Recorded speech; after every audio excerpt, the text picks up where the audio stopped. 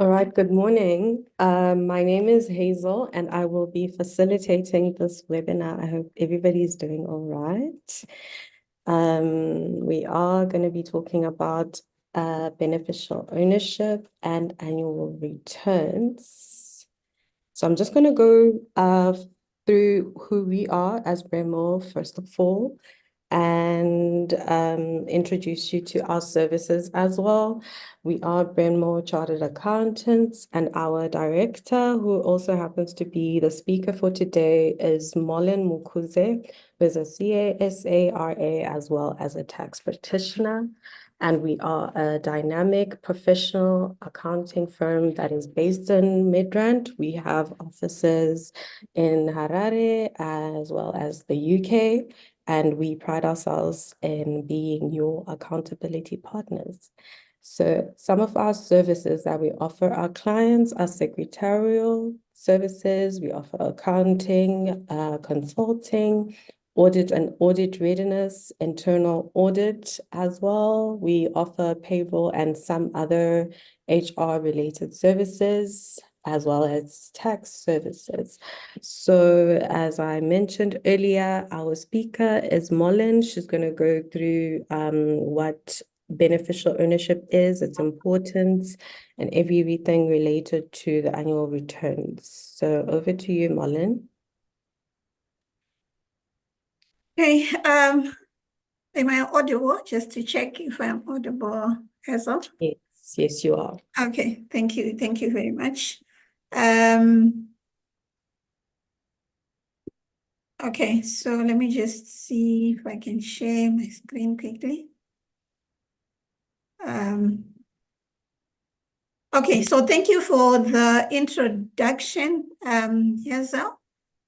So the objective of this webinar today, we have to understand or know what is beneficial ownership, and also who counts as a beneficial owner and who should file beneficial ownership.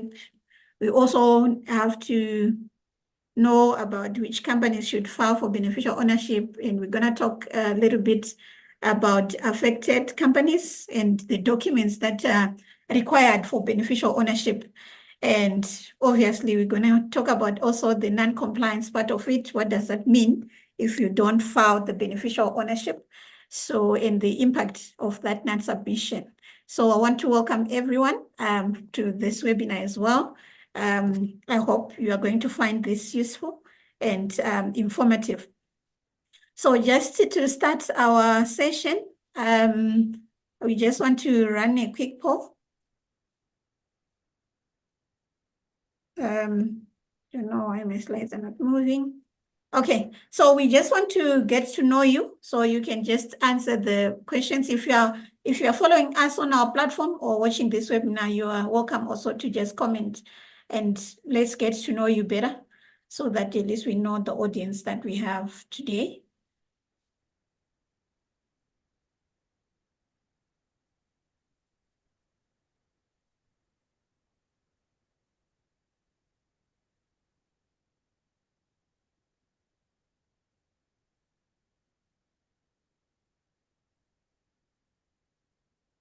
Okay, so far from the people that have voted, we have 9% business owners, 45%. I don't know the none of the above. I think we need to take out that none of the above. Okay, I don't know what it means. I think we need to check out that. So, but I think we have quite a number of business owners and accountants and CFOs, which means those are the people that are also going to help in terms of helping the company comply with this new requirement. Okay, so okay, let's get on to it.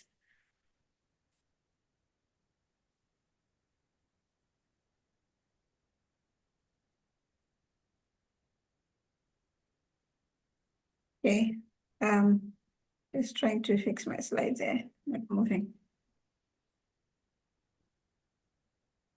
Okay, so today we are talking about beneficial ownership, like the introduction we just have. So just to start off, it's very important for you to understand what a beneficial owner is. So a beneficial owner in respect of a company, it means an individual, which is a natural person who directly, or it's very important, indirectly owns 5% or 5% or more of that company. Or it's, even if it's not 5% or more, that person exercises effective control of that particular company.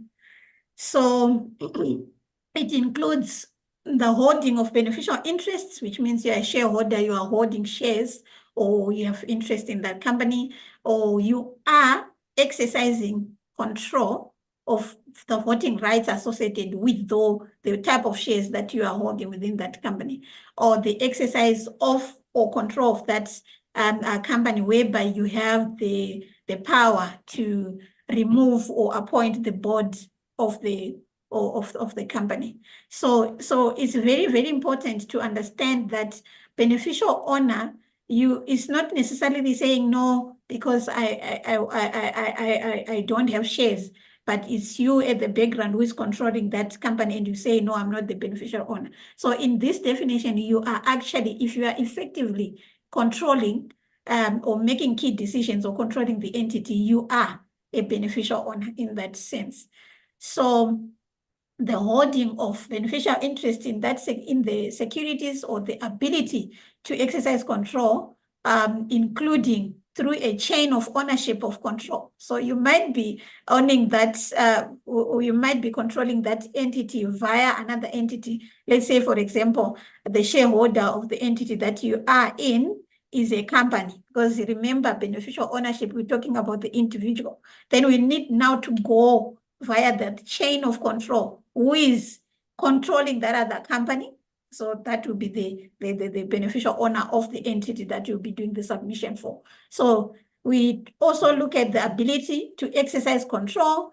So that's what I just said, including through a chain of ownership or control for a jurisdiction other than a holding company of that company. Also, it's very, very important to know that the ability to materially influence the company, that's what we call beneficial ownership. So if you have the ability to materially influence, you are also a beneficial owner of that company. So let's look at the background as to why beneficial ownership was introduced in South Africa, because it's something that is new. A lot of people are actually wondering why now and all those kind of things. Some people are even resisting to do the submission. So it's I want us to go through the background of this so that at least you appreciate where CIPC going and where are we at this moment in time. So in October 2021, the CIPC participated in the FATF, which is Financial Task Force Assessment. So the findings from that assessment determined that South Africa should improve its mechanisms to ensure accurate and verifiable beneficial ownership information to the competent authorities, right? So this will afford, this assessment will actually afford law enforcement authorities the power to gain directly and timelessly access to ownership and control information of legal personal entities, for them to have a greater capabilities to thoroughly and effectively investigate financial crime. So in February, then after this assessment, so there were these findings that in South Africa, there isn't that access in order to investigate financial crime. There isn't that access to know who is owning what. So those were the findings that we found from that assessment. So in February 2023, South Africa was put onto the FATF grey list due to various strategic and regulatory and compliance deficiencies. So due to those deficiencies, so you see that now due to those deficiencies that we found out, so South Africa is trying now to address those deficiencies, hence the introduction of this. So I'm just gonna go to my next slide. So I think understanding the background will make you understand where everything is coming from and where everything is going, so that you'll be able to comply. So the CIPC then had to issue an action plan to ensure that the competent authorities and the regulatory bodies like your SARS have timelessly access to accurate and verifiable beneficial ownership information on legal people that own those entities. So CIPC, as the authorized regulator in terms of the Companies Act, or general rules of, and also general rules of Anti-Money Laundering and Combating Terrorism Financing Amendment Act 22 of 2022 and the Companies Amendment Act, it then established the beneficial ownership register on its service platform so that they can get those details. So you need to understand that CIPC was then mandated to be the custodian of making sure that with the database of the ownership of people or the beneficial owners of the companies have to be in place, so that one, all regulated or competent authorities and regulatory bodies have access to that information, should that information be needed. So in summary, it was introduced to fulfill the following things. Number one, to combat financial crimes. So anonymous companies or ownership structure that can actually be used to hide illegal activities like money laundering and financing terrorism. So by requiring companies to disclose their beneficial owners, the people who ultimately control the company, South Africa aims to make it harder for criminals to misuse the financial systems. So in this case, this beneficial ownership will be one of the two that will actually help to combat financial crimes. So that's one of the reasons. So reason number two, to ease the international pressure. So you see, in many jurisdictions, I'm going to talk about that briefly. So the Financial Action Task Force, which is an international body that sets standards for anti-money laundering and combating the financial terrorism, identify a lack of beneficial ownership laws as a weakness in South Africa. So in that way, therefore, the introduction of this law to South Africa is working to improve the standards with FATF and avoid being the gray listing going on and on within South Africa. So you need to understand that. So South Africa was also under pressure to ease the international pressure to combat the financial crimes. That's why this beneficial ownership was actually introduced. And also the third thing is the transparent and accountability. Knowing who ultimately owns and controls the companies can actually improve the transparent in business dealings and actually corporate governance. So this can help to reduce corruption and make it easier to hold companies accountable for their action. So South Africa's beneficial ownership reporting requirements are part of the broader effort to strengthen the country's financial system and fight the financial crime. So this is a bit of a background of why the beneficial ownership, where it started and where we are currently. So I think understanding this background will help you understand the need and your responsibility as a business owner or as a representative of a company to make sure that your company is actually compliant. So having said that, we need also to look at, is this thing happening to many companies or internationally? How is it done? So obviously there's no one size fits all, but what I know is in many jurisdictions, in some countries, upon registration of the company, the details of the shareholders of the beneficial owner is actually required. So we have an entity in Zim. So with that, when you are registering that, you need to also say who are the shareholder of this. But South Africa didn't have that. So that's why you see that in South Africa, you were keeping the shareholding was kind of a secret where you were keeping it internally, your share register. It was not required anyway. So a company can go on and you don't necessarily know who is the owner of this company. But in many jurisdictions, when you are registering a company, this information is required, because in South Africa, the only thing that you needed was the directors. So as you all know that there's a difference between a director and the owner or the shareholder of a company. So in South Africa, it was all about the directors of the company. So which is that. So there is something called the central registry in many international countries as well. In other countries, this is a popular approach where government actually or government authority holds a database of beneficial ownership information for companies, and the access to this registry can be restricted to the law enforcement and government agencies, or it can be publicly available depending on the jurisdiction that you are operating in.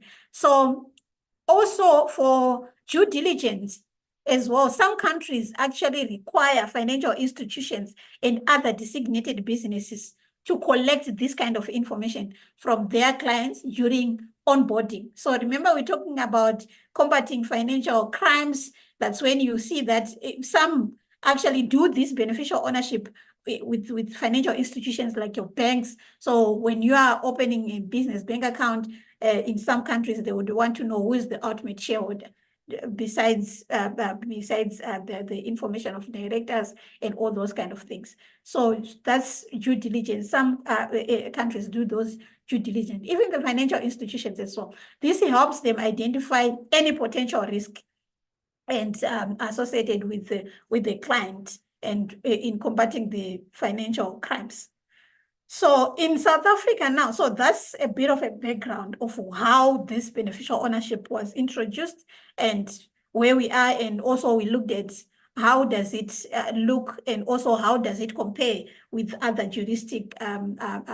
with other countries as well. So in South Africa now, we need to know who should file a beneficial ownership with the CIPC. So we have your private profit companies, your private non-profit companies, and external companies, your close corporation, and non-exempt state-owned enterprise. They need to file that information. So just in brief as well, to those that just came in late, we delved into the importance of the beneficial ownership. No, who should file. So we are now at who should file this beneficial ownership and the background of why it was introduced in South Africa.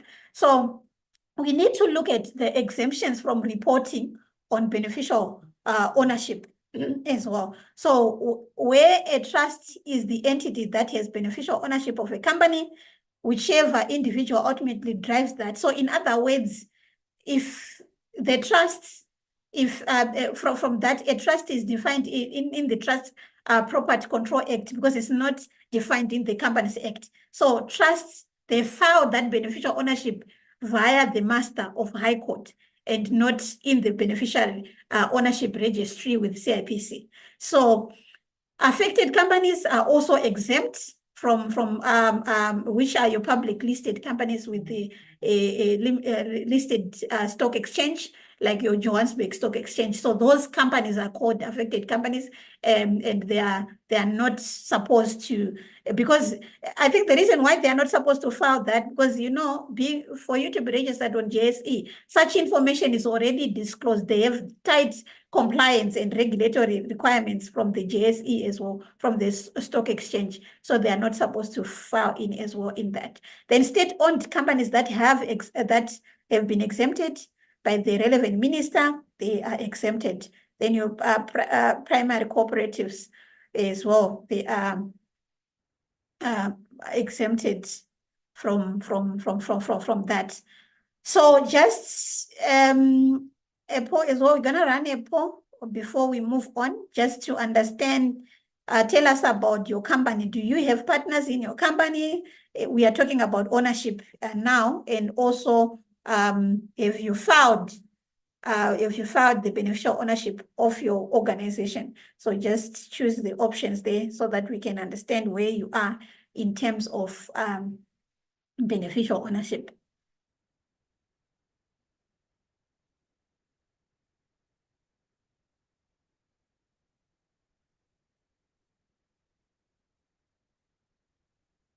So I'm seeing 50% or 60% now they haven't found their beneficial ownership.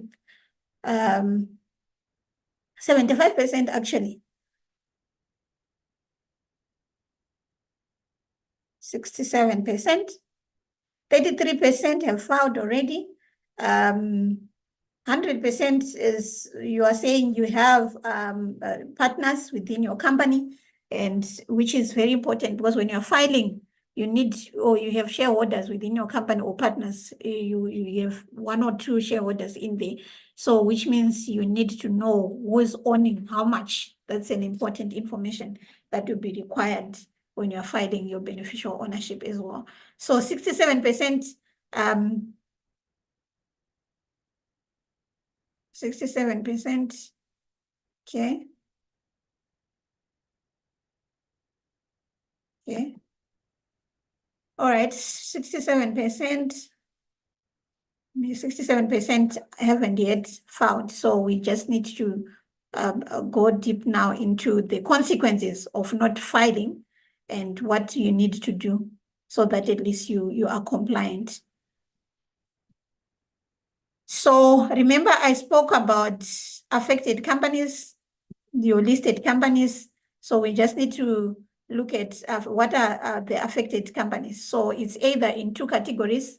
So as a public company, a regulated company, which refers to either a public company or a state-owned company, unless it's exempt, or a private company that meets the following criteria. So those ones are actually exempted from filing. So if it's a private company which meets the following criteria, more than 10% of its issued security have been transferred within the last 24 months, or its MOI states that the certain section of the Companies Act and takeover regulation will apply to the company and its security. So if you have a company like that as a private company, you are not supposed to file, or you are a subsidiary of a regulated company, which applies to a private company that is either directly or indirectly owned by a regulated company. So those are companies that shouldn't, or that are called affected companies. And if they are affected companies, like what I said here, they're exempted from filing the beneficial ownership. So it's important to know that as well, the affected companies and the exemption, and who is exempted from filing the beneficial ownership.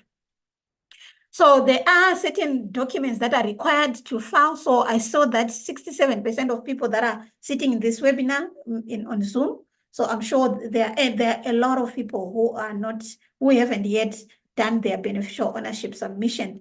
So these are the required documents for beneficial ownership filing. So you need your certified copy of ID for all beneficial owners. Remember, we defined who is a beneficial owner, including foreign national passport or equivalent. So all beneficial owners, even if the person is not a South African, when they are beneficial owner to that entity in South Africa, and the entity have to file, you need the certified copy of the ID. You need the proof of residence for all beneficial owners, which means your bills or even your bank statements serve as a proof of residence as well, if it has your residential address. Share certificates or equivalent documents. So share certificates demonstrate how much does that person own. So ownership, it's talking about ownership and the control or the voting rights that particular person have in that country. So a mandate as well, authorizing someone to file on your behalf. So should Brendmo be the one that is filing your beneficial ownership for you, there will be a mandate that you need to sign to file, so that we can be able to help you file that. So that's a mandate if applicable. If you are filing on your own, you don't necessarily need that mandate. If you have your customer CIPC customer code, you can actually file or your beneficial ownership. But if you need help, that mandate is required. Then the register, which is the share register, as per section 33 and 50 of the Companies Act, for non-affected companies with no beneficial ownership. So we need the register. The share register, it also shows to say, okay, so remember the share certificate is per the person who owns. So it shows how much this person is owning. But the share register is the one that actually break down to say we have 5 shareholders. A owns 40% or 20% or whatever the case may be. So that share register is actually a document that is required. So for those that haven't, it's very important for you to understand the implication of that. So penalty for non-submission of beneficial ownership. There is administrative fines, CIPC. Remember, CIPC have been mandated to, as the regulator for this. So there will be administrative penalties, fines. CIPC can impose fines on companies for non-compliance. So we've seen that for even annual returns. If you don't do your annual returns, there are fines that are there. So the most common penalty, failing to file annual financial statements, can result in penalty of 10% of the company's annual turnover for the period of non-compliance. There's also a minimum penalty. I want to verify that minimum penalty of that there's a minimum penalty as well for non-compliance. But I just want to disclose that. I want to verify that 1 million. So the non-monetary penalties on top of the fines, non-compliance can lead to issuance of a compliance notice. So I think right now, CIPC, you remember for SARS, you are given tax clearance, and for labor, you are given now compliance notice as well. You can be issued to issuance of compliance notice. So now when you submit the beneficial ownership, there's sort of a certificate that you receive. So I think where we are going, even when you're applying for work, that certificate will be part of the requirement for the compliance of this, especially when you're in tender. If the company ignores the compliance notice, the CIPC can then take them to court and potential deregister the company. This means that the company would cease to legally exist. So it's very, very important to understand the non-monetary penalties as well. So where I'm seeing the need for that certificate to actually be included when you are tendering or when you're applying for business, so like your tax clearance. So something that you get. Currently, I think this information is being put in the central database. So if you are not compliant with CIPC, the report on the CSD will say that non-compliant. But I'm foreseeing that this is a certificate that will be required going forward for you to do different type of businesses as well. So court order penalties, courts may impose additional fines or penalties, disqualifications of the directors. Remember, directors have a fiduciary duty to make sure that the company is operating well. So directors may be disqualified from holding position in other companies. So I think if you are a director and you have a fiduciary duty for that particular company, you need to make sure that the company is compliant and the decision that you are making is sound for the benefit of the company, so that at least the company is compliant. So also the reputational damage those are non-monetary. So non-compliance can harm a company's reputation and deter potential investors or business partners. So if your company is not non-compliant, it can actually affect your reputation. Or financial loss. I always say to my clients, fines and penalties, I call them wasteful expenditure. I know we know this word from public enterprise, or when we are reading the reports from Auditor General for state-owned entities, there is something that we call irregular expenditure or wasteful. So fines are actually, if your business is losing money via fines and penalties, that's a wasteful expenditure. And as we know, it actually brings a burden to the company. It's a financial loss that you can't afford to. And also legal action, non-submission may lead to legal action from regulatory authorities or aggrieved parties. So you see with SARS, they send those SMS or they actually appoint third parties to collect from you, and you need a lot of time for you to be able to sort that out. So which is something that you wouldn't want when you are running a company, a business, legal actions against that. And so I think I think when we are on I'm just going to run a poll as well. Do you think it's important to file beneficial ownership after this short discussion that we have done? And what steps are you going to take as well to make sure you are compliant? So we're going to run this poll.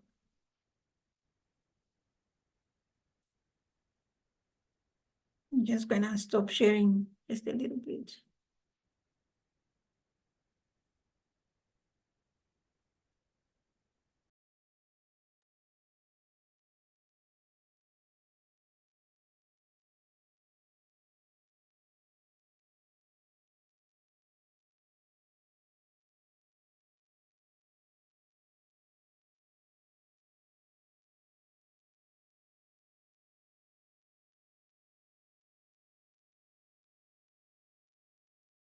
So 80% says they need help. People are still voting, 67%.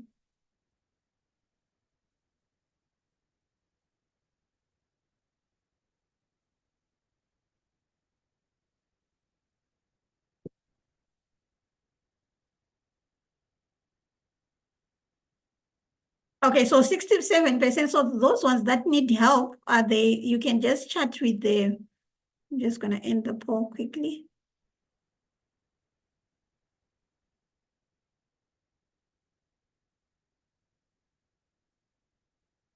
Okay.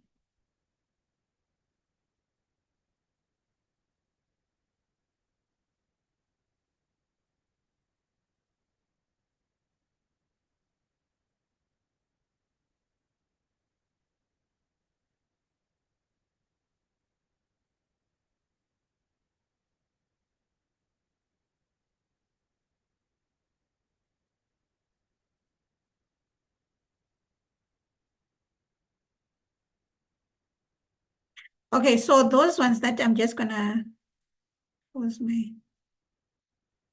yeah, my slides are not moving.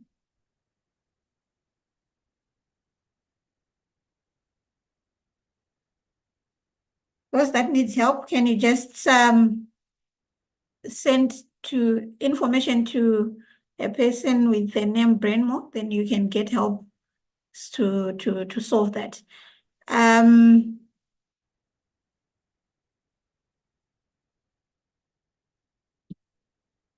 Okay, you can just send. So I think that's it on beneficial ownership. Just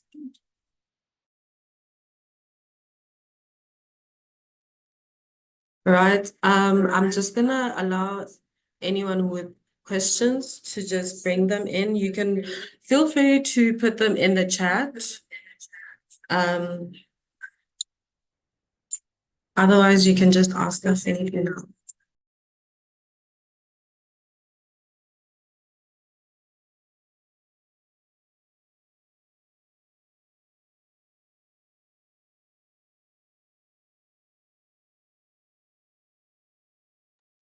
any questions regarding beneficial ownership before we just move on to a quick session that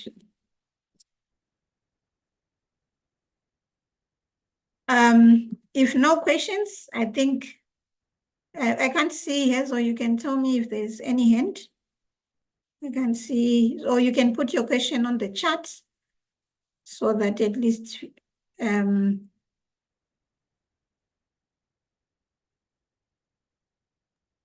No hands from my side. okay, so I think I'm seeing that we still have some few minutes. So I think that's it from beneficial ownership from our side. I'm not sure if I speak about annual returns. I think we can do that on the next sessions, the importance now. So it's very important also to notice, to note that now, if you register a company, within 10 days, if it's a new company, within 10 days, you need to file that beneficial ownership. And if it's a company that was registered before May 2023, you are actually late. You should have filed your beneficial ownership already. So it's very, very important to note that as well. So if you're planning to register a new company, 10 days, you are given 10 days to file that information if it's an old company. So from if you registered before 1 May 2023, you need to have filed already your beneficial. So that means you are actually non-compliant. And this can lead to your company also being deregistered as well. So thank you very much for joining in. Our next webinar will be talking about performance management, regardless of your business size, because we've seen, like what Yezo has said, we've seen that as we are accountability partners, we've seen that businesses are not growing because they're not setting certain processes as when they're starting, and that those are certain processes that are deterring business to grow. And on the 5th of April, we will be talking about the role of performance management, regardless of size. Don't say you have 2 people or 3 people. It's very critical to boost your team performance or your organizational performance with performance management. Thank you very much. I hope this webinar was helpful. And should you want to interact with us, you can get us on our website, our YouTube. We have a YouTube channel. We have a number of videos or content that we post there for business to get help in running and growing their companies as well. Thank you.